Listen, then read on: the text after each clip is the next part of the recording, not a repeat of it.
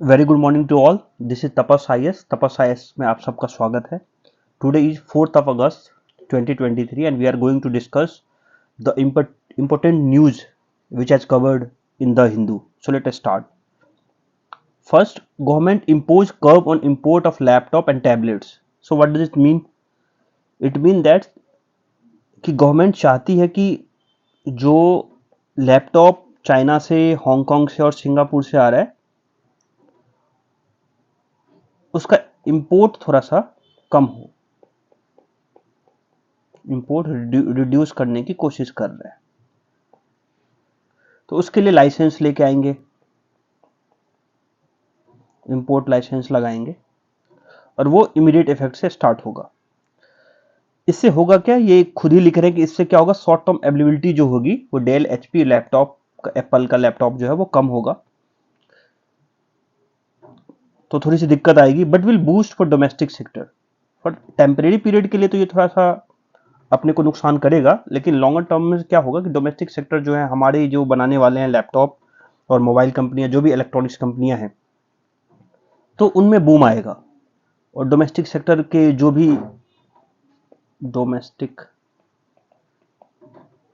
Sector जो भी electronics पे काम कर रहे होंगे उनमें इजाफा होगा, इंक्रीजेज होगा.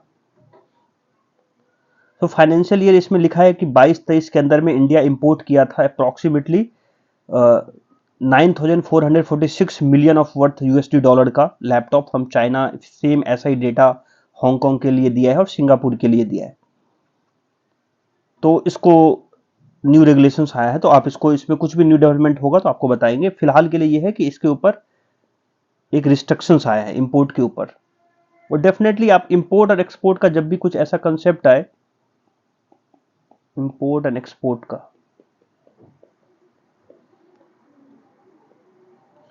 तो इसका लॉन्गर टर्म जो है, अगर इंपोर्ट किसी चीज में कम होती है तो आपका जो है ट्रेड डेफिसिट जिस कंट्री के साथ आप रहते हैं उसमें सुधार होता है, बैलेंस ऑफ पेमेंट के लिए अच्छा होता है.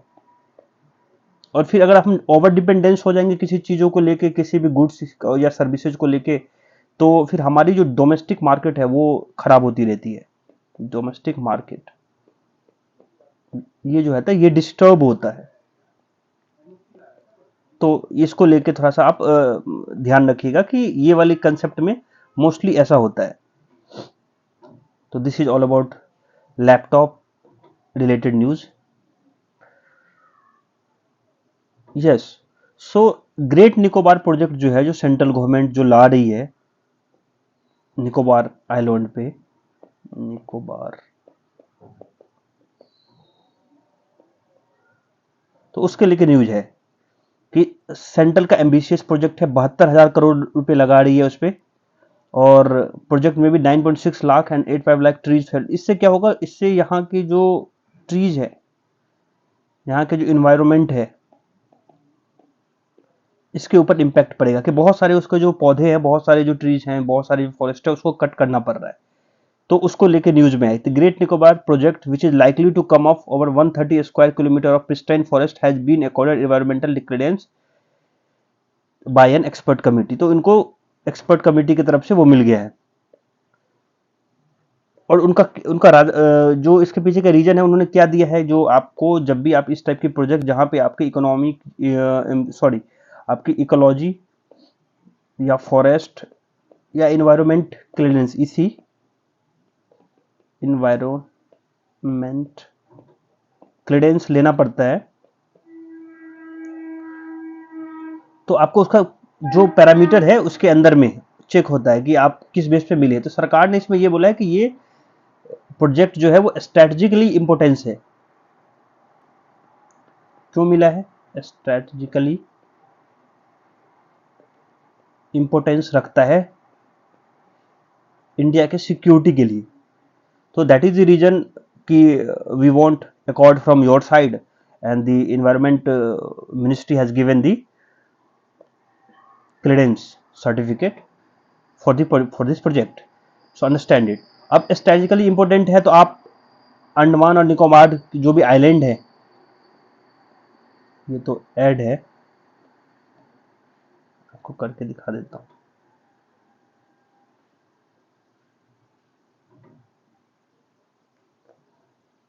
सो अंडमान एंड निकोबार आइलैंड से रिलेटेड जो न्यूज है, आप इसका ज्योग्राफिकल लोकेशन देख लीजिए, किस टाइप का क्लाइमेट है। एक्चुअली क्लाइमेट पूछा है एक बार, बनाना अंडमान से रिलेटेड बनाना भी पूछा है यूपीएससी ने। तो यहाँ का क्लाइमेट देख लीजिए, यहाँ का फ्लोरा एंड फोना,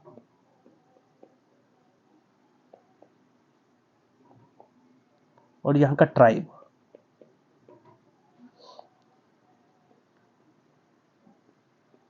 सो यहाँ के ट्राइब जो भी है, जैसे जरावा,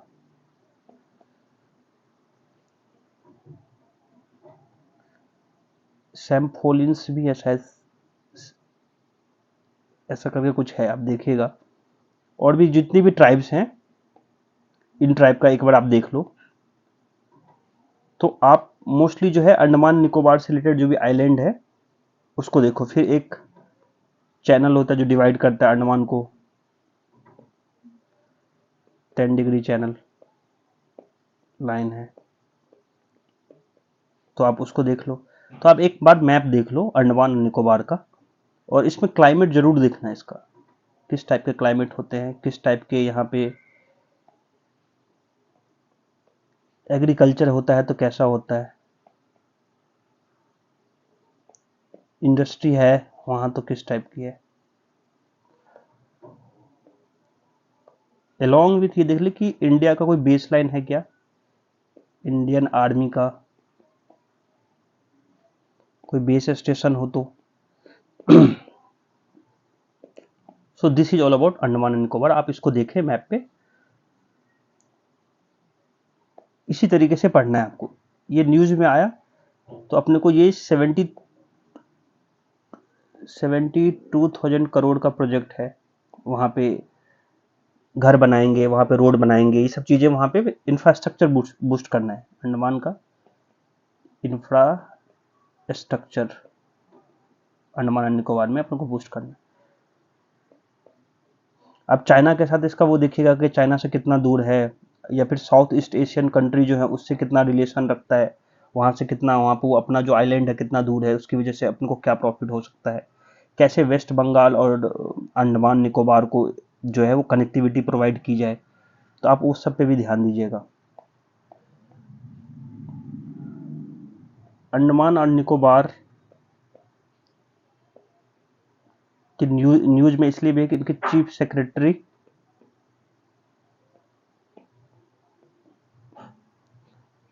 उसको अभी सस्पेंड किया है। देखिएगा एलिगेशन क्या है इनके ऊपर। तो बहुत सारी न्यूज़ेज हैं जो अंडमान और निकोबार को लेकर, लेकिन जो अभी राइट नाउ है वो है ग्रेट निकोबार प्रोजेक्ट को लेके। Okay, next, not important. Chief secretary violated norms, bypass CM and sent file directly to LG. तो ये झगड़ा चल ही रहा है लगातार कि चीफ सेक्रेटरी ने क्या किया। Chief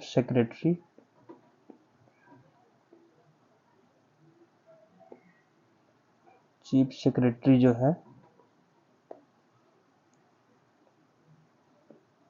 without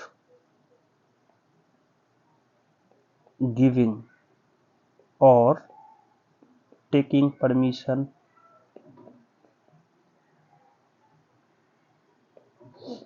from elected government CM, that is Kejriwal ji, sent file to LG.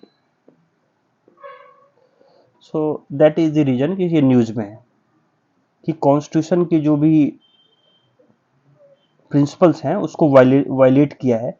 क्योंकि आपको, अगर आप दिल्ली के चीफ सेक्रेटरी हैं, अगर आपको कोई फाइल अगर एलजी को भेजनी है तो आप पहले वो फाइल गवर्नमेंट के इलेक्टेड पर्सन को आप दिखाएंगे, that is CM, headed by council of minister is headed by always CM, और council of minister in parliament में जो और यूनियन लेवल पे पीएम।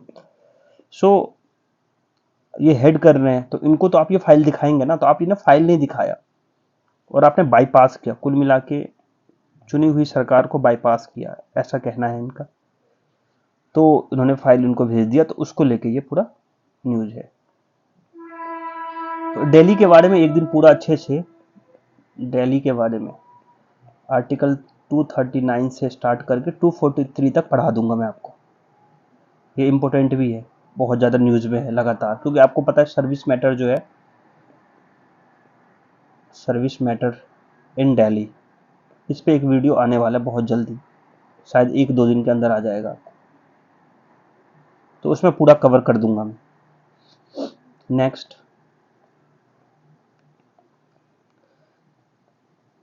झारखंड ने एक बिल पास कर दिया है एग्जाम को चीटिंग को लेकर। इससे पहले भी राजस्थान ने भी पास किया था, राजस्थान गवर्नमेंट ऑलरेडी पास कर चुकी है, अब झारखंड भी कर रहा है। इसमें ये होगा कि कोई बंदा अगर इस टाइप का काम करेगा तो उसको सजा मिलेगी, उसका लाइफ इम्प्रिजमेंट है मेरे हिसाब से, यस लाइफ इम्प्रिजमेंट है, और सेकंड 10 करोड़ तक का जुर्माना है, अप टू फाइन 10 करोड़। तो ये एक अच्छा चीज़ है, क्योंकि आपको पता ही है कि एग्ज़ाम को कंडक्ट कराने में कितने सारा मशीनरी का यूज होता है, सरकार के कितने सारे फंड बर्बाद होते हैं। तो this is all about Jharkhand bill passed to check exam cheating. Service bill को लेकर राघव चड्डा कह रहे हैं कि जो है एडमिनिस्ट्रेटिवली को इम्पोर्टेंट बना दिया है, मतलब इलेक्टेड गवर्नमेंट कुल मिला के जीरो हो गया है। अगर आपको उसको कुछ भी पावर नहीं देना है तो why we held elections, election की ज़रूरत क्या है, सब कुछ उन्हीं को दे दो, ऐसा है इनका कहना है। नेक्स्ट देखते हैं, ये कर्नाटका के सीएम मिले हैं, चुन के आए हैं तो मिलेंगे, एक प्रोटोकॉल भी है कि आप मिलो और अपनी स्टेट की सारी डेट और वो भी जो है जो प्रोग्रेस है वो बताओ, तो उसमें अपना अपना डिमांड कर रहे हैं। कुछ लोग जो है इस पेपर 1000, यह तब क्या है कि शमशेर रिमार्क्स, जो केरला के जो स्पीकर है, उन्होंने हिंदू गॉड लॉर्ड गणेश के ऊपर रिमार्क्स दे दिया है कुछ इस टाइप का, तो उसको लेकर डेमोन्स्ट्रेशन स्टार्ट हो गया है। सारे कम्युनिटीज और सब जितने भी नायर कम्युनिटी आपको केरला में पता है स्ट्रांग है, तो वो सारे लोग वहाँ पे केरला स्पीकर को बोल रहे हैं कि आप इससे माफ़ी मांगो या फिर आप एक खेद प्रकट करो, क्योंकि ये हमारी फेथ का मामला है और बहुत सारे लोगों का फेथ है लॉर्ड गणेशा में।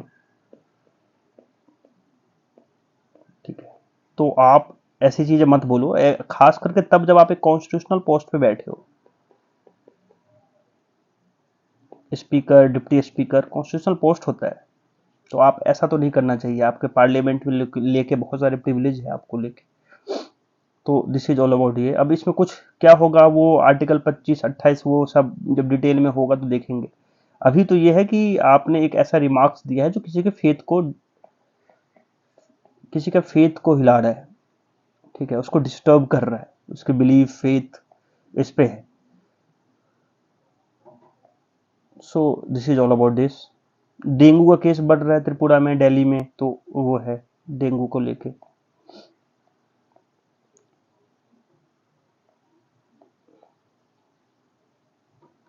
ईडी जो है वो सिंथा बालाजी के पीए के ऊपर अब छापा मारा है, जॉब स्कैम केसेस हैं उनके ऊपर खुला हुआ है, आप सबको पता है, लगातार पेपर में, लगातार न्यूज में मैं आपको बताता रहता हूँ, तो वो है ईडी तो है ही एक। फिर ये गोपाल कांडा वाला केस है, ये मैंने इसको डिस्कस नहीं किया है क्योंकि ये इतना इंपॉर्टेंट नहीं है। गोपाल कांडा हरियाणा,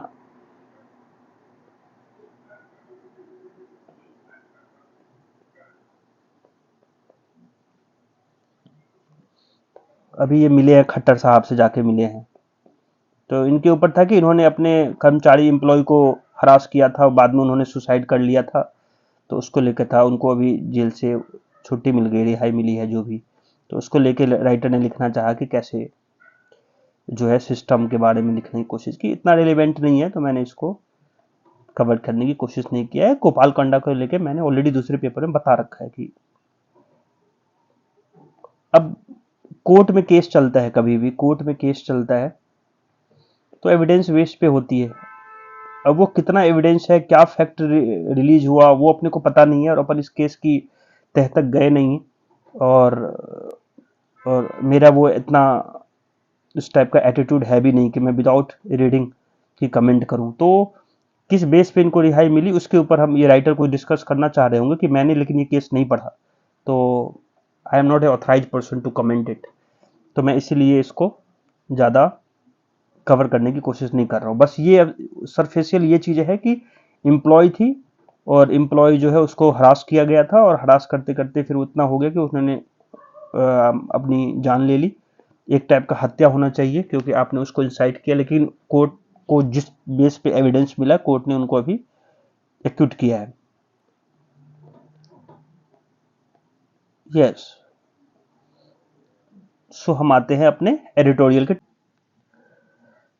तो अपना एडिटोरियल ये है कि nuclear signalling the need for new guard rails.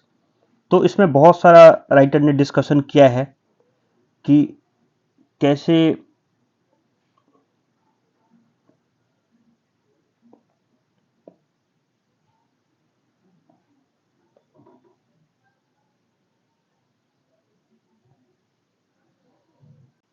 इन्होंने ये डिस्कस करने की कोशिश किया है कि रसिया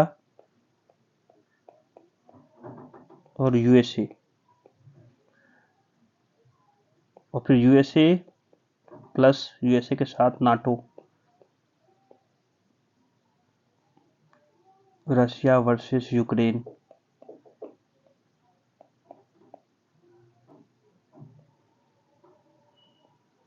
मोस्टली ये डिस्कस करना चाह रहा है कि आप जब न्यूक्लियर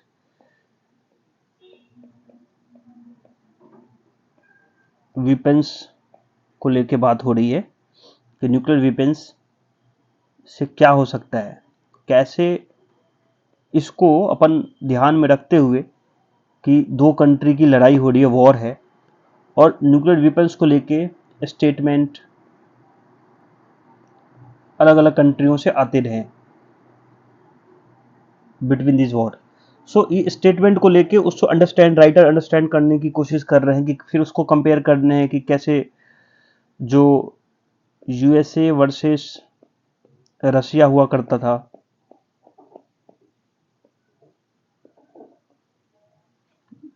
बिफोर यूएसए, जब यूएसएसआर का ब्रेकडाउन हुआ,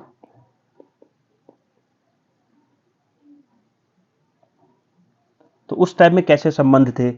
तो ये न्यूक्लियर वेपन्स को लेके स्टेटमेंट, फिर उस समय पे ये भी है कि आप जब आप के पास न्यूक्लियर वेपन्स होता है तो एक टाइप का डेट्रीमेंटल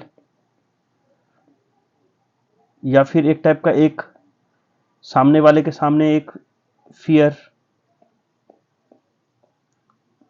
एक डर, एक एप्रीहेंशन बना होता है कि भाई इस कंट्री से अपने को ज़्यादा टच नहीं करना है, इसको छेड़ना नहीं है, क्योंकि ये वीपन स्टेट है, इनके पास न्यूक्लियर वीपन स्टेट है, तो इनसे अपने को ज़्यादा इस टाइप की चीज़ें ना करें। तो न्यूक्लियर वीपन से ये है, लेकिन ये होने के बाद भी केसेस जो हैं वो कुछ नॉर्मल नहीं है। तो उसके लेके राइटर जो है वो लिखने की कोशिश कर रहे हैं और फिर अपन उसको समझते हैं। तो ये न्यूक्लियर का जो वीपन है उसको लेके एक टाइप का डिस्कशन है कि कैसे जो है कि एक डिटरेंस फेलियर है एक टाइप का, कि मैंने जैसे आपको बोला कि डिटरेंस है, डिटमेंटल या डिटरेंस है, तो उसको उसका फेलियर है कि ये आपके पास होने के बाद भी कैसे वर्क नहीं किया। क्योंकि जब भी राइटर एक राइटर है थॉमस शेलिंग, अगर आप इनको पढ़ेंगे तो 60 और 70 के दशक में उन्होंने लिखा कि न्यूक्लियर डिटरेंस थिंकिंग, ही एक बुक लिखा, he won the economics novels in 2005, उनमें इकोनॉमिक्स नॉवेल भी मिला 2005 में, concluded that nuclear weapons were not usable, सुनिएगा, but had politically utility in terms of preventing a war with another nuclear power. What does it mean? It means that कि अगर nuclear weapon का अगर not usable तो है नहीं, but politically utility है war को प्रिवेंट करने में। जैसे एग्जांपल के लिए आप समझिए ना, जैसे आप हम इंडिया और पाकिस्तान का चलता रहता है, इंडिया वर्सेस पाकिस्तान चलता है, both are nuclear state. Statement बहुत आते हैं, स्टेटमेंट आते हैं नहीं क्या रेगुलर बेस पे कि हम, मतलब अपने साइड से तो कम, पाकिस्तान साइड से ज्यादा आता है, स्टेटमेंट आता रहता है कि हम न्यूक्लियर स्टेट हैं, अगर हमारे साथ कुछ छेड़खानी हुई, अगर आप हमारे सॉवरेनिटी, हमारे उसको एरिया को डिस्टर्ब करेंगे, तो हमारे बाउंड्री को डिस्टर्ब करेंगे, हमारे पीस को डिस्टर्ब करेंगे, तो हम हिचकिचाएंगे नहीं। स्टेटमेंट आता रहता है ना। तो एक टाइप का डिटरेंस क्रिएट होता है, वो डिटरेंस क्रिएट होता है, तो उससे क्या है, वॉर के चांसेस कम हो जाते हैं। तो थॉमस सीलिंग लिखते हैं, ये राइटर है, वो लिखते हैं ऐसा कैसा होता है। सो उसके बारे में ceiling also concluded that even though the use was irrational, the nuclear threats had to credible in order to deter. So इनके हिसाब से ये था कि ऐसा होना चाहिए, राइटर ये ऐसा मानते हैं कि ऐसा होना चाहिए। कोल्ड वॉर को भी लेकर उन्होंने डिस्कस किया, मैंने आपको बताया ही है कि यूएसएसआर के ब्रेकडाउन तक क्या था। नेक्स्ट देखते हैं कि क्या कहना चाह रहे हैं। Today there is no Warsaw pact and NATO has expanded. अब वॉर्सो पैक्ट यहां पे है, नो वॉर्सो पैक्ट, तो वॉर्सो पैक्ट कुछ तो होगा। एज ए एस्पिरेंट हमें ये डिकोड करना है बस। नाटो हमें पता है कि 31 मेंबर की टीम है, 31 मेंबर है इसमें, अभी समझा देते हैं हम उसको। Has expanded to include a number of former Warsaw pact members, ठीक है। तो टुडे जो नाटो जो है उसने वार्सो में जो मेंबर थे उसको भी इंक्लूड किया है। Ukraine conflict has persuaded Sweden and Finland. जब यूक्रेन का जो कॉन्फ्लिक्ट हुआ रशिया के साथ, उसके बाद आपने देखा होगा कि फिनलैंड और स्वीडन ने नाटो को में पार्टिसिपेट लेने के लिए एक डिसीजन लिया। फिनलैंड को खैर उनको मेंबरशिप मिल भी गई, स्वीडन अभी टर्की की वजह से रुका हुआ है, आप सबको पता है, लगातार मैं आपको रिपीट करता हूं। तो इसमें राइटर ये भी लिखना चाह रहे हैं कि ऐसा कोई वार्सो पैक्ट भी नहीं है। अब ये वार्सो पैक्ट अपन देखेंगे कि वर्सेस नाटो क्या है, ठीक है। तो ये इसको अंडरस्टैंड अभी बता दूंगे आपको हम। फिर देखते हैं क्या है। In response, the use of nuclear weapon and other type of weapon for mass destruction against it and or its allies, and in the case of aggression against the Russian Federation with the use of conventional weapons when the very existence of state put under threat. तो रसिया ने ये तो कहा भी था कि अगर दो चीजें अगर हुई तो we are not sit, we will take action against other country. And what is these two conditions? So it has written above. In response to the use of nuclear weapons, अगर आप न्यूक्लियर वेपन्स का use करोगे तो मैं चुप नहीं बैठूंगा। And other type of weapons, या कोई ऐसा वेपन जो मास डिस्ट्रक्शन करता है इसके और इसके एलाइज को, रसिया के एलाइज को। और दूसरा, in the case of aggression against the Russian Federation with the use of conventional weapon. In the case of aggression against the Russian Federation, या फिर रशियन फेडरेशन के अगेंस्ट में एग्रेशन हो रहा हो with the use of conventional weapon, कोई भी normal method, traditional method, when the very existence of the state put under threat, जहां पे उसका स्टेट जो है वो अंडर थ्रेट हो जाए। तो रसिया तो ये दो चीजें बोलता आ रहा है हमेशा से, दो कंडीशन पे। तो इस चीजों को लेकर और इसी के बाद जो है रसिया ने मिलिट्री एक्शन लिया यूक्रेन के खिलाफ। तो डिटरेंस जो ये वर्ड यूज कर रहे हैं कि अगर आपके पास न्यूक्लियर है, if we have a nuclear state, और आपके ऊपर जो है न्यूक्लियर स्टेट होने की वजह से केवल सिर्फ और सिर्फ जो है पीस डेवलप हो जाएगी, तो ये तो वर्क दिखता नहीं आ रहा है। क्योंकि आप रसिया वर्सेस यूएसए का कंसेप्ट देख लो कि इधर से यूएसए लगातार कह रही है कि आप मत करो, ऐसा मत करो, रसिया कह रही है कि ऐसा ऐसा जो करेगा हम करेंगे। यूएसए नाटो एक साइड से उसको देती जा रही है वेपन्स, और वो अपना जितना भी एक लिमिटेशंस में है वो उसको प्रोवाइड करती जा रही है, रशिया उस पर अटैक करते जा रहा है। तो स्टेटमेंट अपना इस टाइप का है कि आप स्टेटमेंट दे रहे हो और दोनों डिटरेंस आप दिखा रहे हो, लेकिन उसका कोई इम्पैक्ट इतना कुछ हो नहीं रहा है। तो उसको लेके राइटर लिखने की बात कर रहे थे।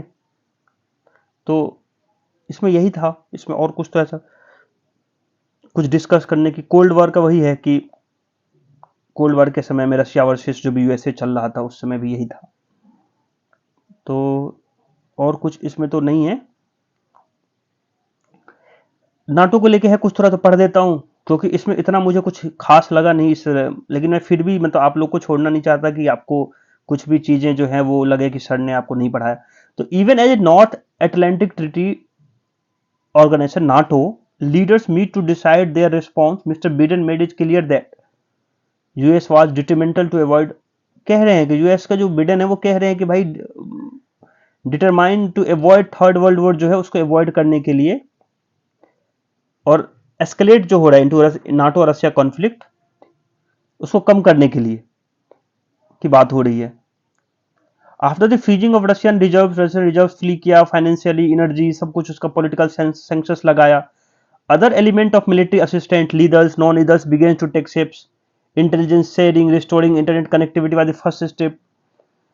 उसमें बता रहे हैं कि फिर सेकेंड स्टेप क्या था, एमुनेशन का सप्लाई करना, some weapon system to Ukraine force को दिया है इन्होंने, अलग अलग यूरोपियन कंट्री ने दिया है। उसके बाद क्या, Russian attempt to deter NATO involvement has failed. तो एंड वो वही है कि Russian attempt to deter NATO का इन्वॉल्वमेंट जो है वो फेल्ड है, मतलब कि नाटो इतना सारा उसमें एक टाइप का, अभी कुछ दिन पहले ये भी आया था कि what is the relevance of NATO, क्योंकि आप नाटो के मेंबरशिप के लिए कोई कंट्री मर रही है और वो कंट्री को नाटो बचा नहीं पा रही है, ठीक है, या फिर कह रही है कि आप बढ़ो मैं आपके साथ हूं, और उस लेवल पे नहीं जा पा रही है जिस लेवल पे जेलेंस्की जी का उम्मीद था उनसे। तो ये है राइटर इसमें ये बोलने की कोशिश कर रहे हैं। अब हम ये देख लेते हैं कि वॉर्सो पैक्ट क्या है, तो स्टार्ट करते हैं। Yes, so Warsaw pact was collective defence treaty, एक टाइप का ये डिफेंस ट्रीटी है, establish by Soviet Union and 7 other Soviet satellite state in central and eastern Europe. तो एक टाइप का डिफेंस ट्रीटी, सोवियत यूनियन और कुछ सोवियत सेंट्रल और ईस्टर्न यूरोप के जो कंट्रीज हैं वो साथ में आके वर्सो पैक्ट साइन किया। एग्जाम्पल के दिया, Albania, Bulgaria, Czechoslovakia, east Germany, Hungary, Poland, Romania. बाद में अल्बानिया ने 1968 में उससे अपना नाम हटा लिया। तो एक टाइप का क्या हुआ, आपको ये याद रखना है कि वार्सो पैक्ट क्या है, कलेक्टिव डिफेंस ट्रीटी है, फॉर्मली नोन एज, उसको फॉर्मली क्या नाम से जानते हैं, ट्रीटी ऑफ फ्रेंडशिप। तो इसको याद रखिएगा, कोऑपरेशन एंड म्यूचुअल असिस्टेंट, तो एक टाइप का फ्रेंडशिप ट्रीटी है। The Warsaw pact was created 1955 immediately after the accession of West Germany to the alliance. तो ये हुआ, it complement the council for mutual economy assistant which was a regional economic organization set up by Soviet Union in January 1949 for communist state of central और eastern Europe. तो ये eastern Europe और central Europe plus Russia का मिला हुआ वो है, यहां पे इकोनॉमी असिस्टेंट भी दिया जाएगा, डिफेंस भी दिया जाएगा। अंतर क्या है, the Warsaw pact embodied what was referred to as the Eastern Bloc, while NATO and its member country represented Western Bloc। तो आप इसको केवल एक लाइन में इतना याद रखना है कि वेस्ट साइड में जो हुआ वो नाटो कहलाया, और ईस्ट साइड में जो Russia along with satellite, Russia along satellite, ये जो है वार्सो पैक्ट के अंदर आया।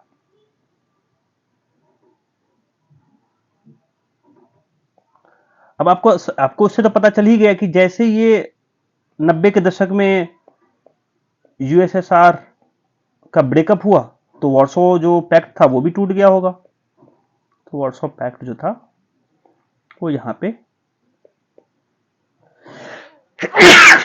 सॉरी। सो 1990 के आसपास जब यूएसएसआर का ब्रेकअप हुआ तो वर्सो पैक्ट जो था वो खत्म हो गया और सारी कंट्रियां जो है उससे अलग हो गई। नाटो अभी भी बचा है, स्टिल वर्किंग। राइटर तो ये कह रहे हैं कि कुछ वार्सो पैक्ट के मेंबर जो थे वो धीरे धीरे नाटो में आने लगे, नाटो के मेंबर के लिए। तो आपको जितनी रेलिवेंस चीजें हैं वो मैंने आपको डिस्कस किया। This is all about Warsaw pact और नाटो। नाटो के लिए अभी कुछ और भी चीजें मैं लास्ट क्लास में बता चुका हूं। नाटो में 31st मेंबर है, 31 मेंबर है, 31st मेंबर जो था वो शायद मेरे हिसाब से फिनलैंड है। और स्वीडन जो है लगातार डिमांड कर रहा है, लेकिन स्वीडन वर्सेस टर्की का रिलेशन अच्छा नहीं है, आप इसको बस समझ लीजिए। आप लोग वैसे पढ़ते ही होंगे लगातार, पर मैं आपको बार बार याद दिलाता हूं कि स्वीडन वर्सेस टर्की, तो उसको लेके ये है। स्वीडन में अभी एक और भी न्यूज है। आप एक ही न्यूज को पढ़ोगे ना बार बार तो आपको याद आता रहेगा कि क्या क्या न्यूज में है, करंट न्यूज क्या है। आप सभी को पता है कि स्वीडन में क्या है। स्वीडन में अभी कुरान को जला दिया था, और ये होली बुक होता है मुस्लिम्स का। तो इसको लेके टर्की जो है नाराज है, और टर्की का एसेंट जो है स्वीडन के लिए बहुत जरूरी है। किसके लिए? नाटो में मेंबरशिप के लिए। तो स्वीडन ये अफोर्ड नहीं कर सकता अभी कि इस टाइप की चीजें करे और नाटो में मेंबरशिप भी है और टर्की उसको साइन भी कर दे। तो इसको इनको ध्यान देना चाहिए इस चीज का। तो this is all about this editorial. We are moving next. Let's see what next.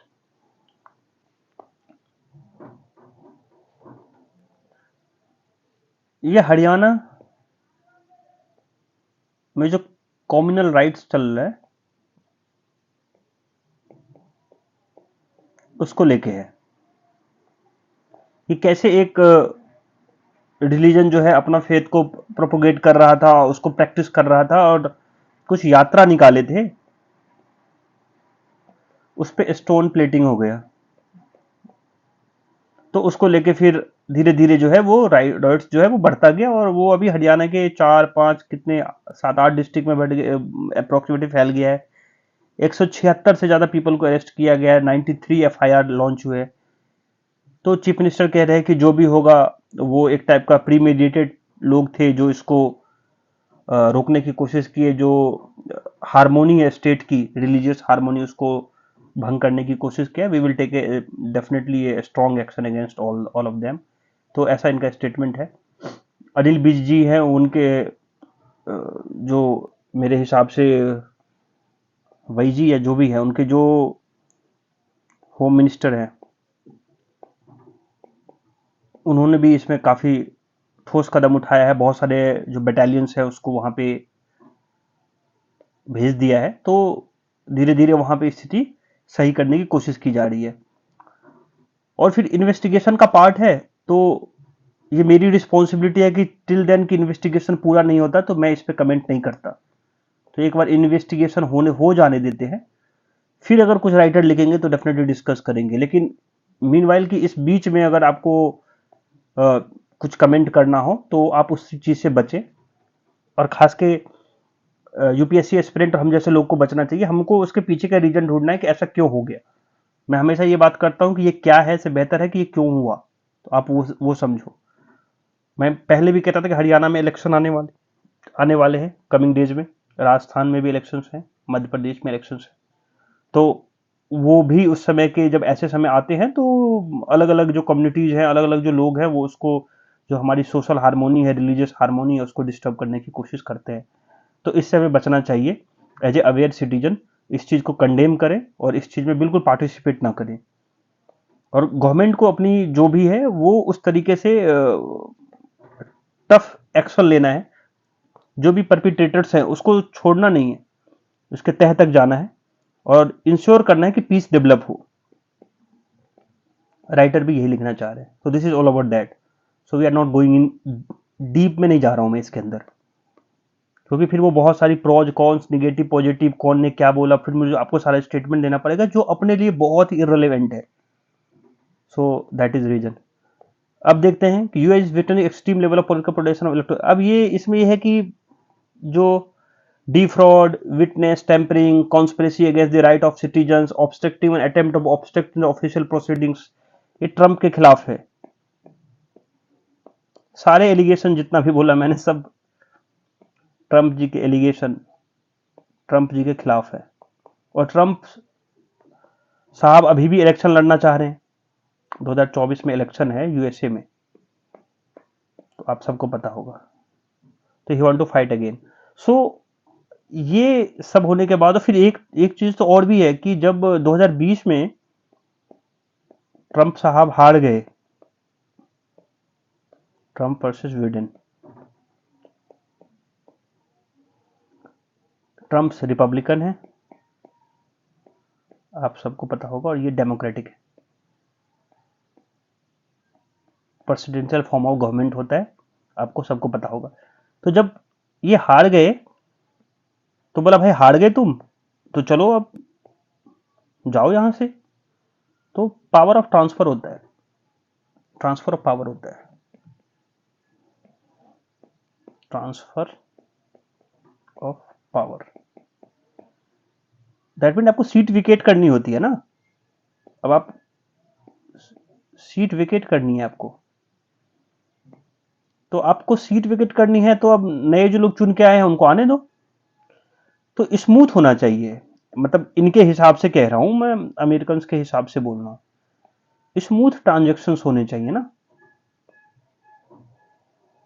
समझ रहे हो आप। स्मूथ ट्रांजेक्शन होना चाहिए पावर का, ट्रांसफर का, पावर ट्रांसफर का। लेकिन ट्रंप साहब ने वो भी नहीं किया, राइटरी। तो उनके उसको रिलेटेड भी केस चल रहा है, तो काफी स्ट्रेंज था लेकिन था। तो बहुत सारी चीजें हैं, तो उसको लेके अब ये कह रहा है, क्या कह रहे हैं, अब बस उससे निष्कर्ष निकाल लेते हैं। आपको सारा मैंने होल बता दिया कि बहुत सारे केसेस चल रहे हैं, फिर भी उनको इलेक्शन लड़ना है।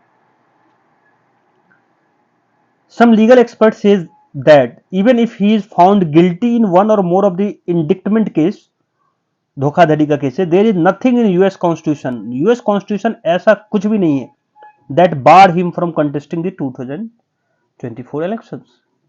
This could lead to unprecedented situation of US. ये तो यूएस के लिए एक ऐसा सिचुएशन क्रिएट हो जाएगा कि कन्विक्टेड पर्सन होगा या प्रेसिडेंट जो जेल में होगा, if not president would take office and then all of his conviction dismiss, और उसके बाद उनके जो कन्विक्शन है वो डिसमिस हो जाएगी। उनके कॉन्स्टिट्यूशन में कुछ ऐसा पावर होगा, जो प्रेसिडेंट होगा तो उसके सारे जो कन्विक्शन होंगे वो खत्म हो जाएंगे। कुछ होंगे एग्जाम्पशन होंगे, राइटर लिखना चाह रहे खुल के नहीं लिखे, लेकिन वो डिसमिस हो जाएगा। तो आप यूएस के लिए एक टाइप का किस टाइप के कंडीशंस हैं वो राइटर लिख रहे हैं कि आप सोचो अनप्रेसिडेंटेड सिचुएशन है, ऐसा है। तो अब मैं ये तो नहीं बोल सकता कि निगेटिव वर्ड, लेकिन ये है कि अनप्रेसिडेंटेड सिचुएशन वर्ड यूज किया है, तो मैं भी वही यूज कर रहा हूँ रेदर देन कि मैं दूसरा वर्ड यूज करूं। तो यूएसए के लिए ये थोड़ा सा सोचने का समय है, और रिपब्लिकन्स के लिए भी सोचने का समय है कि रिपब्लिकन्स के पास क्या अदर कोई कैंडिडेट्स नहीं है क्या, या फिर ट्रम्प्स जो है वो अपनी बातों को रखने के लिए, अपनी वोकलनेस के रखने के लिए, अपनी हर जो ट्रीटी है उससे अलग होने के लिए जाने जाते हैं, जिनके इनके पास रिकॉर्ड रहे हैं 2020 तक का। तो वो उसके लिए क्या यूएसए के जो सिटीजन है वो इनको एक्सेप्ट कर रही है या रिपब्लिकन्स एक्सेप्ट कर रहे हैं, we will have to watch in coming days. हमें देखना पड़ेगा कि हमारे यहाँ बोलते हैं ना ऊंट किधर बैठता है, देखेंगे कि रिपब्लिकन वाले क्या सोचते हैं। पहले रिपब्लिकन तो जीते हैं तब अंदर से, तब तो फिर जाके वो डेमोक्रेट से लड़ेंगे। सो वेट, देखते हैं। नेक्स्ट, वॉर्सो पैक्ट बता दिया आपको। यस, ये डिस्कस करना था मुझे। Should the age of consent be revise in India. अब ये बहुत न्यूज में है। अभी बॉम्बे हाई कोर्ट का जजमेंट आया है, एक 10 साल की किसी को सजा सुनाई है।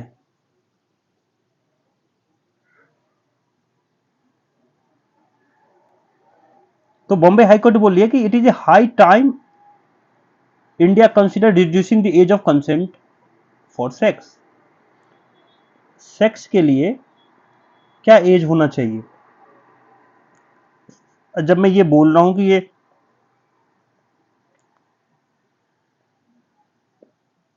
तो ये मोस्टली ये होता है कि आजकल के जो लोग हैं वो रिलेशन में आ गए, यूथ की बात कर रहा हूं, यंग की बात कर रहा हूं। लड़की 15 साल की है, लड़का 18 साल का है, लड़की 16 साल की है, लड़का 19 साल का है। अब रिलेशन में है, प्यार में है, रोमांटिज्म है और रोमांस है उनके बीच, लेकिन कुछ दिनों के बाद अच्छी सिचुएशन नहीं रही, तो फिर वो एफआईआर में केस रजिस्टर्ड हो जाता है। एक एग्जाम्पल दिया, एडोलेसेंट का एक एग्जाम्पल दिया हूं। ऐसा नहीं है कि 16 साल की लड़की 35 साल के लड़के के साथ भी रह सकती है, लेकिन वही चेक करना पड़ेगा कि ये माइनर है। फिर 18 साल की लड़की रहेगी तो क्या होगा। तो ये बहुत सारे कंडीशंस बनाए हैं राइटर्स ने कि 13, 16, 15 रहेगा तो क्या होगा, और पॉक्सो में क्या लिखा है और नॉर्मल आईपीसी में क्या लिखा है। तो मैं उतनी डिटेल में नहीं जा रहा हूँ कि पॉक्सो आपको आईपीसी समझाऊं, लेकिन मैं मतलब राइटर जो ऊपर सरफेसिकल बात कर रहे हैं उसको मैं डिस्कस करने की कोशिश कर रहा हूं कि क्या एज जो है उसको रिवाइज किया जाए, क्योंकि बॉम्बे हाई कोर्ट कह रही है, मध्य प्रदेश हाई कोर्ट ने इससे पहले कुछ दिन पहले लिखा है कि एज को कम किया जाए। तो उसको लेकर लगातार जो है वो अब जो है सोसाइटी में इसको लेकर डिस्कशन होना स्टार्ट हो गया है। अब राइटर का कुछ अलग सोच है। अब जो राइटर कह रही है वो मैं आपको बता दे रहा हूं। राइटर कह रहे हैं कि there are multiple perspectives in this debate. वो तो है ही। अब वो बोलेंगे कि साइकोलॉजिकली और बायोलॉजिकली पर्सपेक्टिव जो है वो किसी लड़की को कंसेंट देने के लिए कितनी महत्व रखती है, and perspective on exercising autonomy, और अपनी ऑटोनॉमी को एक्सरसाइज करने में कितना उसको हेल्प करती है। How should the debate in India be centred. पहला पॉइंट इनका ये है कि लड़की की साइकोलॉजी और बायोलॉजिकल पर्सपेक्टिव क्या है। साइकोलॉजिकली और बायोलॉजिकली वो परफेक्ट है कंसेंट देने में, इसका बहुत महत्व है। तो इस पे लिखती हैं भारती अली जो है, वो कहते हैं we want to protect children from harm but we can not protect them from criminalising certain activities.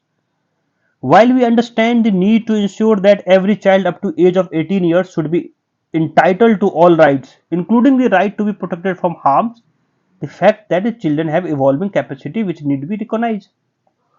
अभी तो ये बोल रहे हैं कि 18 साल, लेकिन मैं बोल रहा हूँ कि इनका कहना ये है कि भाई 18 साल बचा के आप 16 साल में भी जो है अब जो है कंसेंसुअल सेक्स हो जाता है, और फिर कंसेंसुअल सेक्स होना और फिर रिपीटेड किसी को हार्म करना, कितना हार्म कर रहे हो, तो आपको सेक्स के बाद उसमें हार्म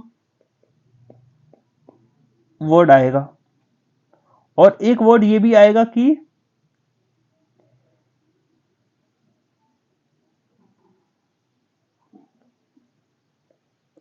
इसमें मुझे याद नहीं आ रहा है वो, लेकिन वो वर्ड है। तो आप कितना हार्म कर रहे हो, तो ये वर्ड आप ये याद रखना कि आप इसको जब भी आप सेक्सुअल कॉन्सेंसस की बातें करते हो तो उसमें भी ये देखा जाता है ना कि आप क्या कर रहे हो, हार्मनेस कितना है। तो इसकी बात कर रहे हैं राइटर, वो आगे डिस्कशन में है, मैं आपको बता दूंगा। तो इसमें ये कहना चाह रहे हैं। फिर ये आ जाती है स्टैट्यूटरी प्रोविजंस, उसके पीछे ज्यादा मैं जाता नहीं। फिर पॉक्सो क्या कहता है और आईपीसी क्या कहता है, तो ये हम डिस्कस करेंगे। नेक्स्ट है the first interview should be done by A social. अब ये क्या है कि जब इस टाइप की चीजें हो जाती हैं तब की बात हो रही है। जब मान लो कि कंसेंसुअल सेक्स हुआ,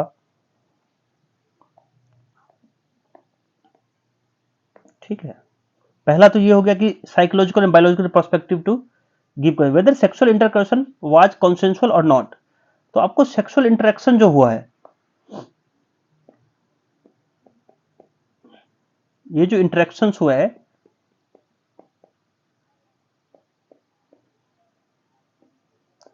पहले तो कंसेंसुअल है कि नहीं वही पता कर लो, राजामंदी है कि नहीं है। अगर नहीं है तो फिर आपको पता ही रेप हो गया वो। तो उसको लेके है।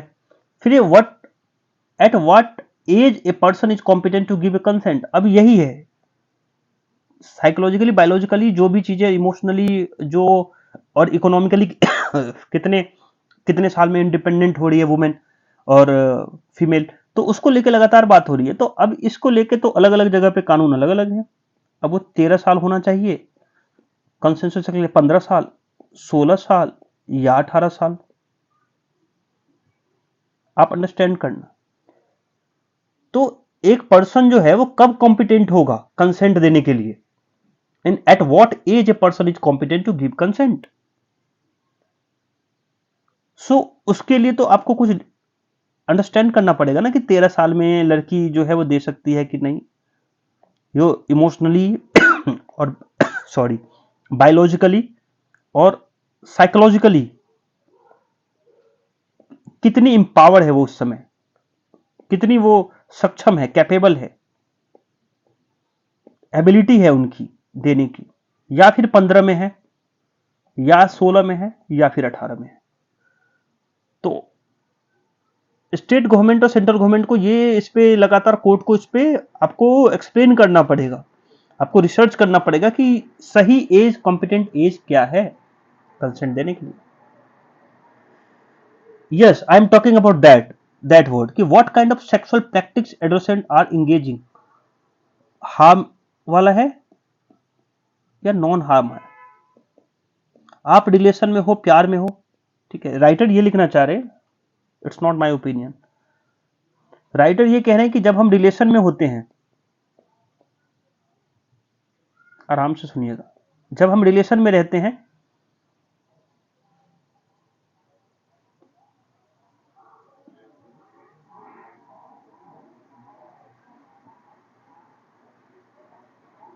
तो जब हम रिलेशन में रहते हैं तो एक इन दोनों के बीच में जो है लव होता है, रिस्पेक्ट होता है, बहुत सारी चीजें होती है और हम रिलेशन में रहते हैं। और उसमें एक चीज जो होती है उसका नेचर होता है, एक उसमें एक पैरामीटर जो होता है सेक्स होता है, जो आपके रिश्ते को जोड़ के भी रखता है। तो आप उस समय उसको एंजॉय करते हो, आप इसको गुड टाइम मानते हो। फिर ये रिपीटेड सेक्स होता है, ऐसा नहीं है कि सेक्स एक बार हो गया फिर खत्म हो गया। राइटर ये कि रिपीटेड सेक्स होता है। अब जब वो इनकी जब डिफरेंसेज आएंगी लाइफ में के किसी फेज में डिफरेंसेज आया और ये एफआईआर रजिस्टर्ड हुआ अगेंस्ट द पर्सन,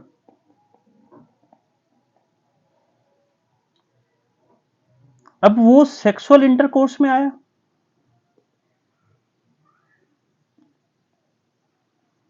या फिर उसको अलग नाम दिया गया है कानून में, उसमें सजा चेंज हो जाती है। सो राइटर ये भी कहना चाह रही है, now one of the element of the aggravated penetrative sexual assault is repeated sex. अब ये रिपीटेड सेक्स है। Yes, so now one aggravated penetrative sexual assault. Now one of the element of aggravated penetrative sexual assault is repeated sex, वही समझा रहा था मैं आपको। And in a romantic relationship there is repeated sex, so invariably all of them get booked as a aggravated penetrative sexual assault and the court are left with the discretion there. What is essential is that we should not taking away any support, any reproductive and sexual health services and so and so. So आप इससे समझ सकते हो कि वो क्या कहना चाह रहे हैं, कि ऐसा तो है नहीं कि उसने फोर्सफुली या कुछ इस टाइप का हुआ, लेकिन उस समय पे आप ये रिलेशन का ये है कि रिलेशनशिप में रिपीटेड सेक्स होते हैं। पर जब इसी चीज को आप कोर्ट के उसमें लिखोगे और उसको पहले बोलोगे कि ये खराब हुआ था या फिर ये जो था वो कंसेंसुअल नहीं था, तो फिर वो असॉल्ट में आ जाता है, फिर उसकी सजा जो है कानून में वो अलग है। अंडरस्टैंड कर रहे हैं आप? सो मान लो किसी उसकी जो है सजा जो है 10 साल की थी, लेकिन आप जो असॉल्ट हो गया, पेनिट्रेटिव सेक्सुअल असॉल्ट में उसकी सजा 20 साल हो गई, तो हमें इस पे भी ध्यान देने की जरूरत है। तो ये पॉइंट था उसमें। अब ये है कि इसमें पॉक्सो वाले में क्या बोला था वो बता दे रहा हूं। The age of consent prior to the enactment of POCSO was 16 in IPC. तो एज ऑफ कंसेंट जो पॉक्सो से पहले था वो 16 साल था।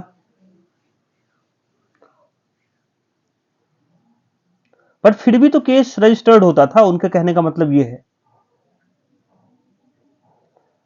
और फिर different different women, different different लड़कियों के जो बायोलॉजिकल हैं और जो इमोशनल हैं और जो इकोनॉमिकल चीजें हैं वो समझने के अलग हैं। तो क्या हम एक ऐसा 14 साल फिक्स कर दें? तो राइटर बोल लिया नहीं, क्योंकि यूनिफॉर्मिटी नहीं है ना, कौन सी लड़की कौन सी एज में है जो है वो कंसेंट देने के लिए लायक है या फिर वो कैपेबल है, समझदार है। सो हैविंग दिस नोट कि सोसाइटी को, सरकार को सारी चीजों को अंडरस्टैंड करना पड़ेगा, तब जाके एज का रिव्यू होगा। So this is all about age of consent should be revise और नॉट। और भी बहुत सारे इसके लीगल प्रोविजंस हैं जिसके अंदर में मैं जानने की कोशिश नहीं किया हूं कि पॉक्सो एक्ट क्या कहता है, आईपीसी एक्ट क्या कहता है, फिर डिफरेंट डिफरेंट इसके ऊपर जो सुप्रीम कोर्ट के जजमेंट हैं वो क्या कहते हैं। तो उसके ऊपर मैं डिटेल में डिस्कशन, या हाई कोर्ट के डिफरेंट, जैसे अभी हो गया बॉम्बे हाई कोर्ट हो गया, तो बॉम्बे हाई कोर्ट ने अलग कह दिया। फिर जो अपना यहाँ का है मध्य प्रदेश का हाई कोर्ट, वो एज को कम करने में कह रहे हैं कि एज को कम करो। फिर अदर हाई कोर्ट का अलग ओपिनियन है, तो उसमें नहीं गया मैं, केवल राइटर्स के पॉइंट ऑफ व्यू समझाया आपने को। और आपको ये 4 पॉइंट समझ में आना चाहिए कि जब भी आप एज और कंसल्ट के लिए, एज ऑफ कंसल्ट के लिए रिव्यू करें, तो आपको psychological, biological perspective of concept, जो कंसेंट है वो समझना है। और सेक्सुअल इंटरेक्शन जो हुआ है वो कंसेंसुअल था या नहीं था। केसेस में, मोस्टली लॉ वाले केसेस में भी ऐसे चेक होता था कि एविडेंस के बेस पे चेक होता है कि उस समय पे जब रिलेशन में आए थे तो आप कंसेंसुअल थे कि नहीं। अदरवाइज तो सारे रिलेशन जो है फ्लॉज में आ जाएंगे कि अभी 5 साल आपने मस्त रिलेशन में, आपने आपने अच्छे समय व्यतीत किए हैं और आपने गुड टाइम अपना जो भी है इन्वेस्ट किया है, फिर अचानक बोलेंगे कि नहीं नहीं कंसेंसुअल तो था ही नहीं। तो फिर वो आपको पता ही है, बहुत सारे केसेस जो है उसको अलग तरीके से नाम दिया जाता है। फिर अगर उसी में हार्म और नॉन हार्म हो, बहुत ज्यादा हार्म वाला रिलेशन हो, तो फिर वो सेक्सुअल पेनिट्रेशन जो है असॉल्ट में कन्वर्ट हो जाता है, उसकी सजा अलग हो जाती है। तो ये हमें ध्यान रखने की जरूरत है। एट व्हाट एज पर्सनल, अब ये हमें ध्यान रखना है कॉम्पिटेंट के लिए कौन सा एज कॉम्पिटेंट है। आप ही बता दो कौन सा एज कॉम्पिटेंट है, 14, 16, 18, 13 क्या चाहिए। तो उसके लिए फिर कुछ पैरामीटर तो होने चाहिए, तो उस पर बात करनी है अपने को, राइटर ये कह रहे हैं। और what kind of sexual practice adolescents are, और किस टाइप का सेक्सुअल प्रैक्टिस एडोलेसेंट जो है वो कर रहे हैं। तो this is all about 4 things which have to remember when we are taking age of consult reviewed. Next,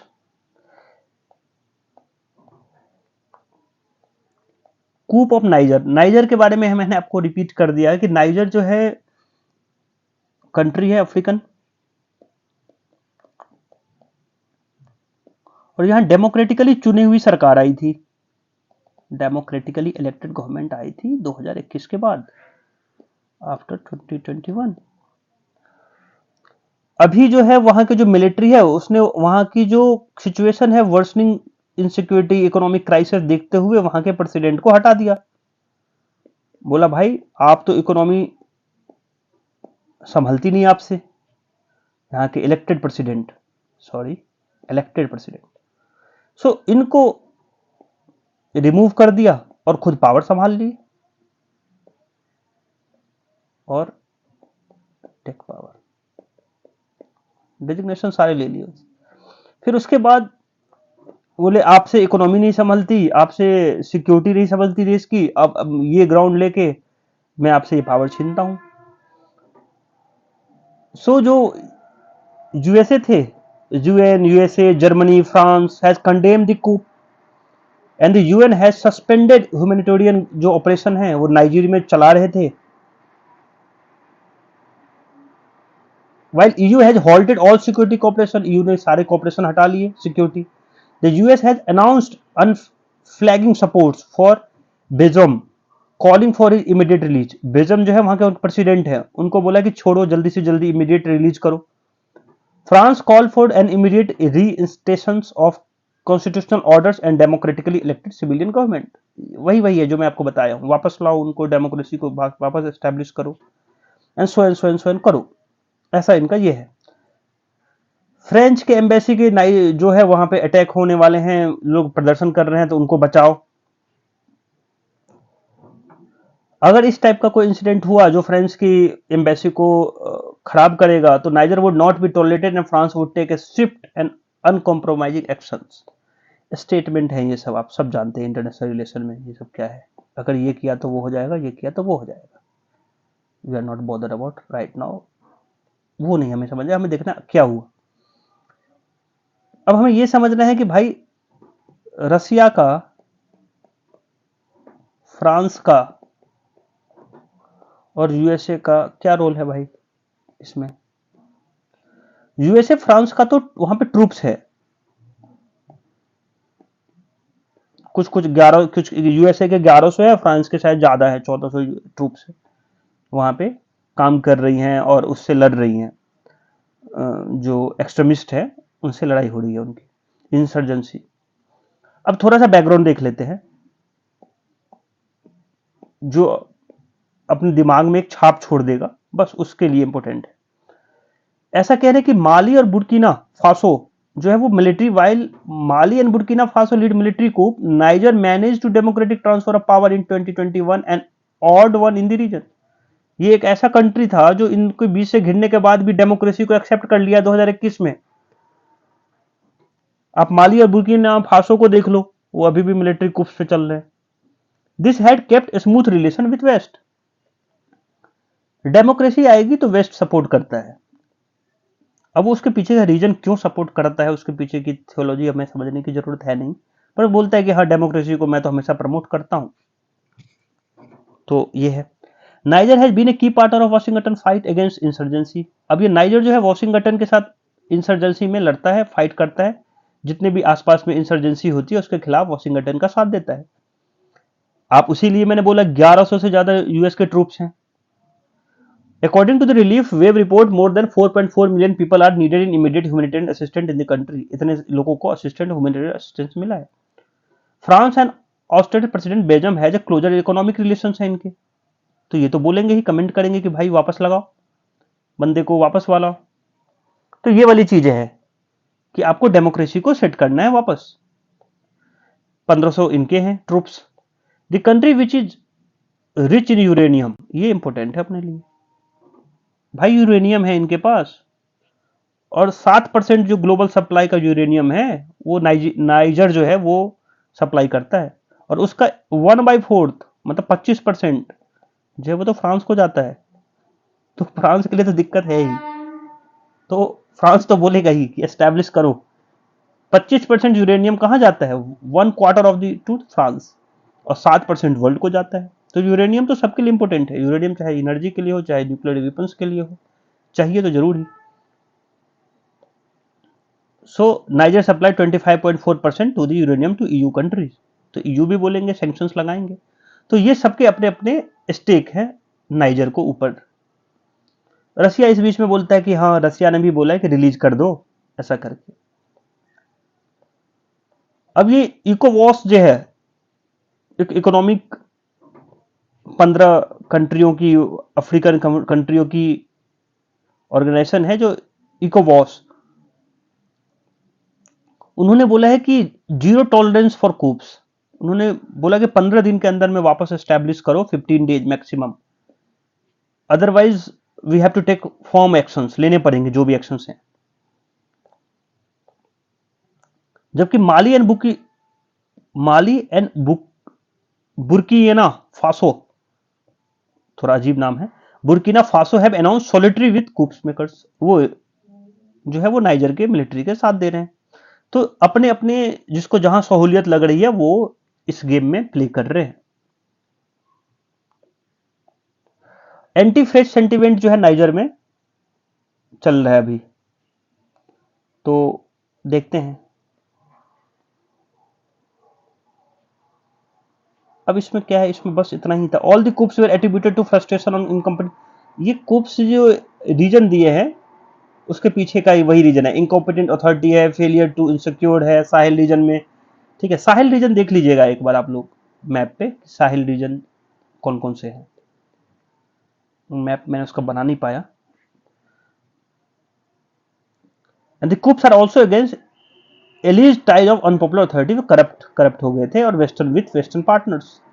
तो इसको लेके हम ये कदम उठा रहे हैं कि हम आपकी डेमोक्रेसी जो है वो छीन लेंगे, अब जो है आप हमें दे दो चलाने को। और फिर मैंने ये आपके लिए कुछ मैप बना दिया है कि ये है माली और ये है बुर्कियाना फासो और ये है नाइजर। ये छाद हो गया, ये नाइजीरिया हो गया, ये घाना हो गया, ये लीबिया हो गया, ये अल्जीरिया हो गया। तो ये मैप में आप देख लीजिएगा, यहां दोनों में भी, माली और बुर्किना फासो में भी जो है मिलिट्री कुप है, तो आप इसको याद रखिएगा, इसीलिए वो सपोर्ट कर रहे हैं। यूरेनियम रिच है, मैंने आपको बता दिया है। फ्रेंच प्लस यूएसए का जो आर्मी ट्रूप्स हैं ये भी मैंने आपको बता दिया है। डेमोक्रेसी 2021 में आई थी इसमें और वापस अभी चली गई, तो आपको बता दिया। How Russia is connected niger, तो रशिया का कनेक्शन, लॉन्ग लिव रशिया कह रहे हैं वहां पे, तो क्या कनेक्शन हैं वो देख लीजिएगा एक बार। अब इकोवॉस बता दिया तो इकोवॉस के बारे में बता देता हूं। दी हेड ऑफ, इसमें क्या था, इकोवॉस एक वेस्ट अफ्रीकन कंट्रीज है, 15 लोगों की, 15 कंट्रियों की सॉरी, और वो एस्टैब्लिश हुई थी economic community of western African state, इसका नाम ये है। अगर यूपीएससी आपसे पूछे तो economic community of western African state, when they signed इकोवॉस ट्रीटी 28 मई 1975 में लेगोस नाइजीरिया में साइन हुआ था। नाइजर और नाइजीरिया दो अलग अलग है, आप याद रखें। ये सब मेंबर्स हैं इसमें, आप इसको मेंबर्स लिखा हुआ है, आप इसको पढ़ लें।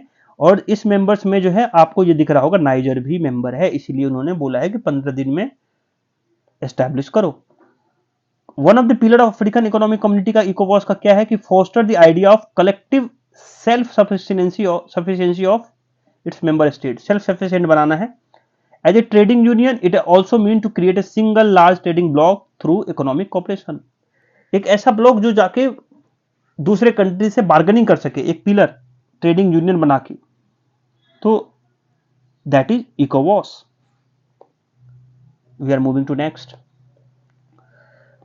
बायोडाइवर्सिटी बिल पास हो गया है, आप सबको पता है, लोकसभा और राज्यसभा दोनों ने पास कर दिया, तो अब ये कानून बन जाएगा, प्रेसिडेंट साइन कर देंगे तो ये पास हो गया है।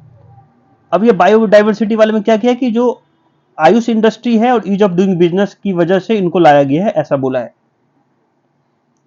इस राइटर ने जो लिखा है, वो कह रहा हूं मैं आपको कि ईज ऑफ डूइंग बिजनेस में अच्छा हो जाएगा। और जो आयुष मंत्रालय है, Ayush industry, Ayurveda, yoga and naturopathy, यूनानी, सिद्ध एंड होम्योपैथी वाले जो है, उससे जो है उनको प्रॉफिट होगा। सो इसके लिए तो आयुष जो है वो प्रमोट होगा। बिल एग्जेम्प्ट करता है कोडिफाइड ट्रेडिशनल नॉलेज। अब कोडिफाइड ट्रेडिशनल नॉलेज को डिफाइन भी नहीं किया इन लोगों ने, what is.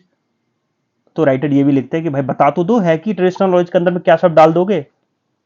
Ayush industry from benefits. अब ये क्या है, जब भी कोई इस टाइप की चीजें होती है जहां पे हर इंसान का, जितने भी ह्यूमन बीइंग है इंडिया में, या सिटीजन बोल लो डायरेक्टली, उसको सिटीजन है, उनको नेचुरल रिसोर्सेज पे उनका राइट्स होता है, समझना। तो आपका नेचुरल रिसोर्सेज पे अधिकार है, तो डेफिनेटली आप मान लो उस एरिया में रहते हो, हिमालयन एरिया में, उस लोकेलिटी में रहते हो, और वहां से कोई ऐसा पौधा है, कोई ऐसा प्लांट है जो मेडिसिन के लिए काम आता है ना, अंडरस्टैंड कीजिएगा, मेडिसिन के लिए काम होता है। अभी ये मैं बोल रहा हूं कि ये आयुष मंत्रालय को दे दो, और वो जो है उसको सेल करेगी, कॉमर्शियल सेल करेगी। तो बेनिफिट शेयरिंग तो होना चाहिए ना कहीं पे, आपने रिसोर्सेज का, वहां के लोकेलिटी के रिसोर्स का यूज किया, तो बेनिफिट शेयरिंग तो होगा। So this is the concept, benefit sharing. आप उस लोकेलिटी के लोगों को कुछ तो दोगे बेनिफिट शेयरिंग, तो बेनिफिट शेयरिंग का कंसेप्ट खत्म होता जा रहा है, राइटर ये लिखने की कोशिश कर रहे हैं, एग्जाम्पल देके बता रहे हैं। कंसीडर 2016 का केस लो, वेयर उत्तराखंड बायोडाइवर्सिटी बोर्ड ने जो था एक नोटिस भेजा था, किसको, बाबा रामदेव को, पतंजलि को, that the company was violation of act for using biological resource without prior intimation of the board. अब बोर्ड से परमिशन लिए बिना आपने रिसोर्स का यूज कर लिया. The company challenged the notice in Uttarakhand high court. Uttarakhand high court में challenge किया था पतंजलि ने. ऑल दो अल्टीमेटली लॉस्ट द केस और हार गए थे. 2015 का केस उन्होंने बोला गुजरात आयुर्वेद इंडस्ट्री का लेके देखो, central government provide some relief to this sector by postponing the implementation of access to benefit sharing provisions.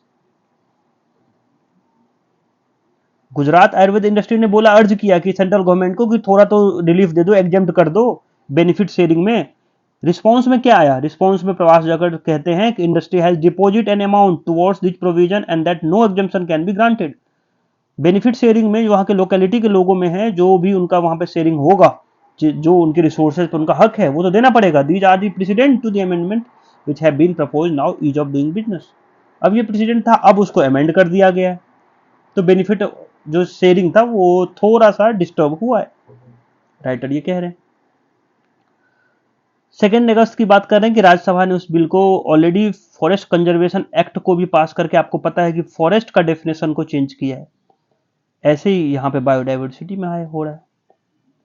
तो ये लॉन्गर टर्म में तो डिस्टर्ब करेगा ना भाई.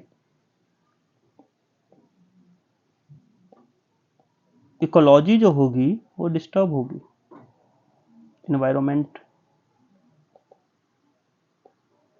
पे इसका इंपैक्ट पड़ेगा. तो ये 2 बिल का इन्होंने एग्जाम्पल दिया, एक फॉरेस्ट कंजर्वेशन एक्ट और सेकंड बायोडाइवर्सिटी एक्ट जो उन्होंने अमेंड किया है. तो आपको ये समझ में आना चाहिए कि बेनिफिट शेयरिंग क्या है. बेनिफिट शेयरिंग रिसोर्सेज पे आपका अधिकार है, उस लोकेलिटी का अधिकार है. जब वहां पे किसी चीजों को यूज किया जाएगा, उसको कमर्शलाइज किया जाएगा, तो वहां के लोगों को बेनिफिट शेयरिंग देना पड़ेगा. अब गवर्नमेंट अगर उससे एग्जेम्प्टेड कर देगी तो फिर तो दिक्कत है. गवर्नमेंट का ऑब्जेक्टिव है कि जो है वो आयुष जो है प्रमोट होगा, और दूसरा ईज ऑफ डूइंग बिजनेस में अपना रैंक सुधरेगा. तो रैंक सुधरने का क्या ट्रेड ऑफ जो है वो बायोडाइवर्सिटी है. वहाँ की जो भी फ्लोरा एंड फोना है और जो भी वहाँ पे इकोलॉजिकली जो बैलेंस चीजें हैं उसको डिस्टर्ब करना है. तो इस टाइप की चीजें हमें समझने की जरूरत है.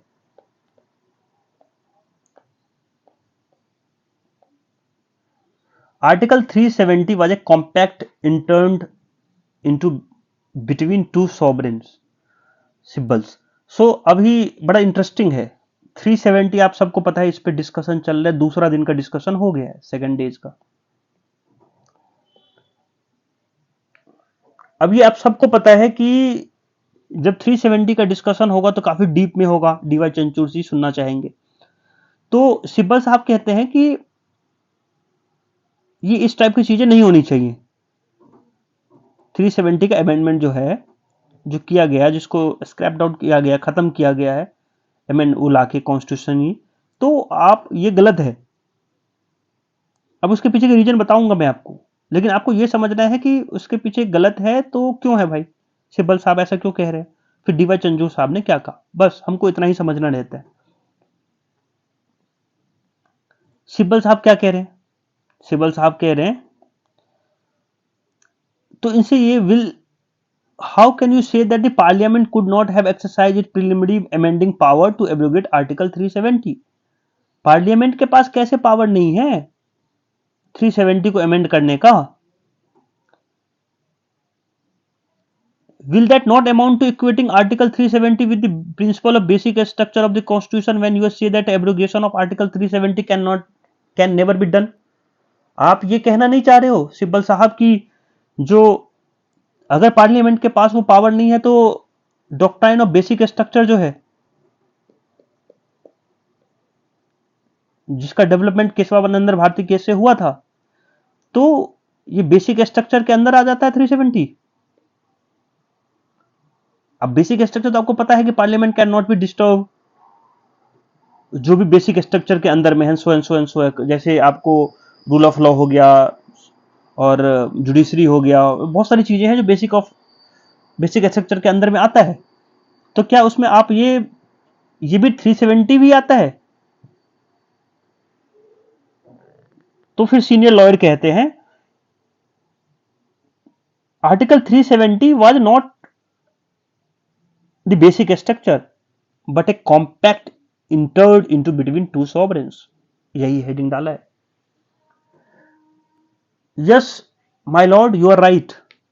Article 370 is not comes under basic structure of India, basic structure of constitutions, but a compact entered into between. But it is comes between the two sovereigns power. One is state and other is government of India. And because that time state था नहीं, state assembly जो थी वो भंग हो गई.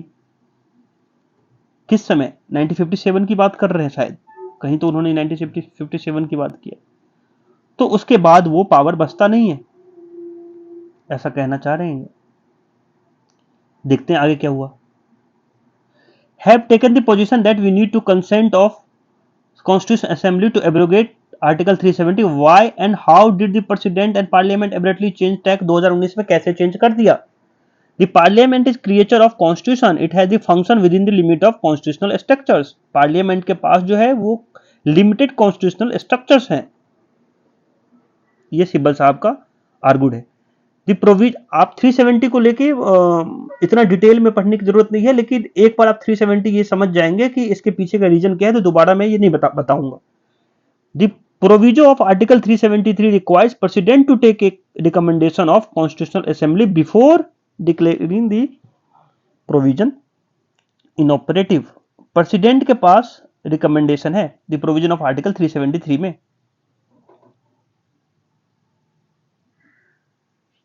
What happen? फिर देख रहे हो क्या कह रहे हैं. द रेसिड्यू पावर की बात कर रहे हैं, जो कि मोस्टली रेसिड्यू पावर इंडिया में सेंट्रल गवर्नमेंट के पास होता है.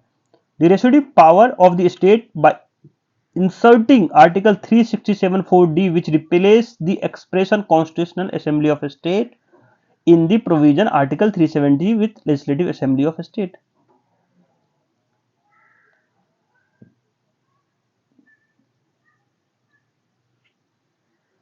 constitutional assembly of a state in the provision 373 में with legislative assembly of state, इसको चेंज कर दिया. आप अंडरस्टैंड करो, जब भी हो सकता है आपको कंफ्यूजन हो, कभी कभी मैं भी पढ़ता हूं तो मुझे भी होता है. कॉन्स्टिट्यूशनल असेंबली जब ये बात कर रहे हैं तो जब कॉन्स्टिट्यूशन बना था उसकी बात हो रही है, और जब लेजिस्लेटिव असेंबली बोल रहे हैं तो इसकी बात हो रही है जो सरकार वहां पे चला रही है, जैसे बीजेपी प्लस पीडीपी की सरकार थी वहां पे. तो आपने तो कॉन्स्टिट्यूशनल असेंबली को चेंज करके लेजिस्लेटिव असेंबली कर दिया, तो कॉन्स्टिट्यूशनल असेंबली था नहीं. तो इनका तर्क यही था कि कॉन्स्टिट्यूशनल असेंबली 1957 के बाद था नहीं, तो आप अमेंड करने की पावर आपके पास बचती नहीं है, आप उसको पहले चेंज करके लेजिस्लेटिव असेंबली किए. तो इस टाइप की चीजें की बातें हो रही है. Court ask whether the article 370 which give special status to Jammu Kashmir is being equated to the basic structure of constitution. ये बेसिक कोर्ट इस पे टिकी हुई है अभी, basic structure of the constitution के ऊपर, क्योंकि इन्होंने ये बात ऐसी रखी और उससे कोर्ट ने उसको इस तरीके से इंटरप्रेट किया. तो ये सेकंड डे का अभी ये है. इसके पूरे ऊपर जब अब नेक्स्ट टाइम जब भी इसके ऊपर जजमेंट आएगा तब बात करेंगे अपन इसके ऊपर. पर मोटा मोटी ये समझ में आ जाना चाहिए कि पार्लियामेंट के पास क्या पावर है 370 को रिपील करने का या स्ट्रक डाउन करने का. इसके ऊपर बहस हो रही है, और जो अपोजिशन पार्टी है इसके लिए इसका जो सही कॉन्स्टिट्यूशन है वो इंटरप्रेट करने की कोशिश कर रहे हैं अपने हिसाब से, और डीवाई चंचूर उसको अपने हिसाब से इंटरप्रेट करके समझाने की कोशिश कर रहे हैं. अब जब जजमेंट आएगा तब हम उसके बारे में डिस्कस करेंगे. अब इसके ऊपर हजारों डिस्कशन रहेंगी. आप सबको पता है कि बहुत सारे चीजों को, बहुत सारे पिटीशन को मर्ज करने के बाद एक पिटीशन लिया है डीवाई चंचूर साहब ने, और उसके बाद जाके ये सुनना बिल पे इस पे स्टार्ट किया है 370 के ऊपर. जब भी कुछ आएगा तो अपन आप उस पर डिस्कस करेंगे. डेटा प्रोटेक्शन बिल मैंने आपको ऑलरेडी समझा दिया है, इस पे वीडियो भी बना है, आप उसमें देख लें. अब ये राइट टू प्रिवेसी जब भी आए तो आप पुट्टा स्वामी का केस देख लेना एक बार. पुट्टा स्वामी का कि राइट टू प्राइवेसी जो है वो आर्टिकल 21 के अंदर में आता है. इसमें क्या है वो मोटा मोटी बता देता हूं. The law will require company to clearly mention to user what data are being collected and what they are being used. किस डेटा के लिए आप कलेक्ट कर रहे हो और उसका यूज कहां करोगे. User will get the right to delete और मॉडिफाई करने का पर्सनल डेटा को आप यूजर को परमिशन दोगे. अगर आप किसी चीज का इस टाइप की फ्रॉडरी और कुछ इस टाइप की चीजें इंसिडेंट करोगे तो आपको पेनल्टी जो है वो 250 करोड़ तक का लग सकता है. सचेत रहें. The bill propose creation of data protection board of India. Data protection board आपको मैंने कल भी बताया था कि उसको कौन चूज करेगी, कैसे करेगी. 43 ऑफ जो आईटी एक्ट 2000 है ना, उसमें क्या है, आपको कंपनसेशन है कि कंपनसेट करता है, लेकिन आपको वो जाना पड़ता है कोर्ट कंपनसेशन के लिए कि मेरी राइट का हनन हुआ है और मुझे पैसा कंपनसेशन दिया जाए. लेकिन वो ट्रायल करने के बाद कंप्लीट होता है तो काफी डिलेड हो जाता है. तो गवर्नमेंट बोलती है कि मैं इसको हटा रहा हूं.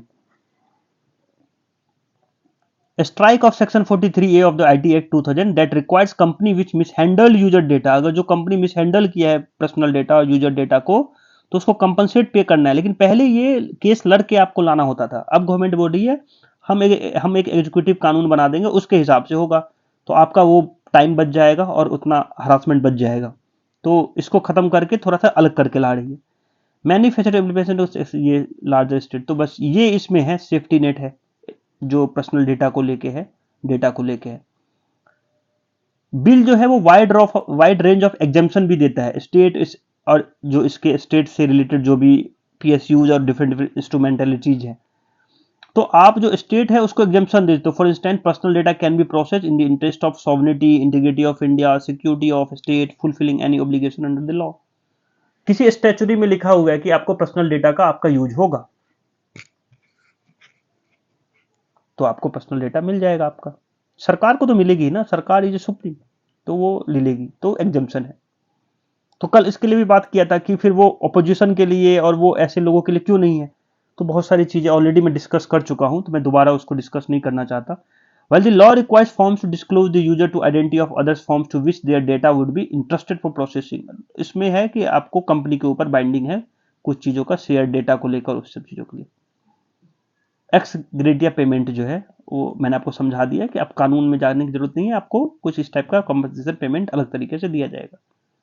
तो दिस इज ऑल अबाउट. ये यहाँ से स्ट्रक्ट हो गया तो वही है उसमें सब मैंने आपको वन लाइन में बता दिया. 50 करोड़ से 250 करोड़ तक का जुर्माना. This is all about. ये दोनों जगह से पास हो गया तो मैंने ये भी समझा दिया. 6 साल के बाद सुप्रीम कोर्ट का जजमेंट आया था राइट टू प्राइवेसी को, वो पुट्टा स्वामी केस, वो भी बता दिया कि 2017 में वो आया था और 2013 में कानून, 2023 में कानून बन रहा है. तो this is all about data protection bill. अड़ीहा केस के लेके मैं डिस्कस करूंगा. इसको एक्चुअली क्या है, इंटरनेशनल लॉ से रिलेशन है. इंटरनेशनल लॉज का कुछ कंसेप्ट आता है इसमें, लेकिन आप केवल कि फिलहाल के लिए आप इतना समझ लीजिए कि इसमें यह है कि एक बच्ची है और वो जर्मनी में दोनों रहते थे, मम्मी और कुछ इस टाइप की चीजें हुई कि बच्ची को चोट लग गई या कुछ हुआ और ये इंडियन सिटीजन है. तो जर्मनी सरकार ने जो थी, जर्मनी की कोर्ट जो थी, सॉरी सरकार नहीं, कोर्ट जो थी, वो बच्चे को जो है वो किसी एनजीओ को या फिर उसको दे दिया, फोस्टर हाउस को, कि अब वो उनका देखभाल कर रहे हैं. ये इनका नाम है, जर्मन यूथ सर्विस को दे दिया. विच टुक अड़ीहा फ्रॉम हर पेरेंट इन सितंबर 2021 and place her in a foster home. अब ये कह रही है कि मेरे बच्चा मुझे वापस दिलाओ, और उसका रीजन भी इधर है कि हमारे कल्चर अलग है. ये एक्चुअली जैन कम्युनिटी की हैं, तो हमारी कल्चर अलग है और जर्मन के कल्चर अलग है. अगर आप उसको फोस्टर में भी रखते हो तो वो इंडियन कल्चर्स को नहीं सीखेगी, नहीं समझेगी, और वो जर्मन कल्चर उसमें प्रिवेल होगा. तो अगर आपको देने हैं तो आप इस तरीके का चीजें जो डिसीजन है वो कैसे है, तो इसको लेके प्रेशर बनाया जा रहा है लगातार जर्मनी के ऊपर. और उसको लेके जो मैं इंटरनेशनल न्यूज है वो मैं आप लोग से अब डिस्कस कर लूंगा बहुत जल्दी. Next. Yes, endangered Himalay vultures breed in captivity for the first time in India. तो वही है, अब डिफरेंट टाइप के जो वल्चर्स हैं वो दिया है, तो आपको इसके बारे में पढ़ लेना है. ये इन्वायरमेंट का क्वेश्चन है और यूपीएससी का फेवरेट है, कहाँ से क्या पूछे आपको पता ही है. सो इस टाइप की चीजें जब हो तो आप देख लेना इसको. तो हिमालयन वल्चर्स जो है in India is Assam. Himalayan vulture जो है वो कॉमन विंटर माइग्रेंट है इंडियन प्लेन्स में and resident of high Himalaya पे रहते हैं। और फिर ये जो है ये एक्चुअली आईयूसीएन के लिस्ट में एक्चुअली जो है इनका जो रैंकिंग है वो नियर थ्रेटन्स के ऊपर है।